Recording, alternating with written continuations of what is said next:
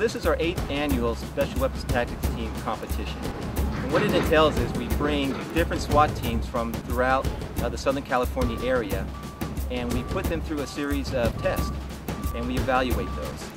And some of the things that you'll see is physical fitness challenges, you'll see some firearms courses, and you'll see them try to resolve high-risk incidences. And why this is important is it does a few things. It brings all these teams together, and they can see one another compete and learn from one another. Additionally, teams can self-evaluate themselves. They're put through these scenarios and these firearms courses, and they can really see how well they're doing and maybe evaluate their training. And the third thing it does, it kind of creates a camaraderie among the special weapons and tactics teams from this area and from the Southern California area. Something that's a little unique about our competition is that it's in one day. And teams will be put through somewhere between 8 and 10 different exercises. That's unique because most competitions are 2-day exercises, and those events are spread out over 2 days, and so it's not as intensive. Our one-day competition with 8 to 10 events is a very taxing and intensive day for all the teams who compete. The testing process is pretty exhaustive to become a member of the Special Weapons and Tactics Team. The first thing that we require is the officers have to have 2 years patrol experience with the Ventura Police Department. They then can submit a memorandum of interest. After that, they go and see the department psychologist, and he makes an evaluation. After that, they're put through a series of other tests, being a firearms proficiency test, a physical fitness test, and then an oral interview, which is conducted by members of the Special Weapons and Tactics team. After that, there's a discussion amongst the members of the team about each applicant and their strengths and weaknesses. After that is all done, then a decision is made that who would best fit as a member of the team and work in a team environment. The purpose of the SWAT team is to get an organized group of officers to respond to incidents that are high risk in nature. Those might be a barricaded subject, maybe a person who's taken someone hostage, or serving high-risk search warrants.